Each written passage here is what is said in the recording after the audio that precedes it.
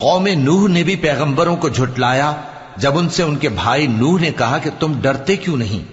میں تو تمہارا امانت دار پیغمبر ہوں، تو اللہ سے ڈرو اور میرا کہا مانو، اور میں اس کام کا تم سے کوئی صلہ نہیں مانگتا، میرا صلہ تو رب العالمین کے ذمے ہے، تو اللہ سے ڈرو اور میرے کہنے پر چلو۔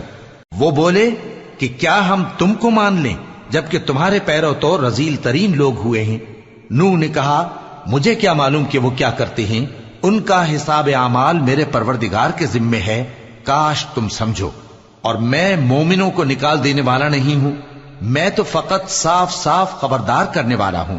انہوں نے کہا کہ نوح اگر تم باز نہ آؤ گے تو سنسار کر دیے جاؤ گے۔ نوح نے کہا کہ پروردگار میری قوم نے تو مجھے جھٹلا دیا، سو تو میرے اور ان کے درمیان ایک کھلا فیصلہ کر دے اور مجھے اور جو مومن میرے ساتھ ہیں ان کو بچا لے۔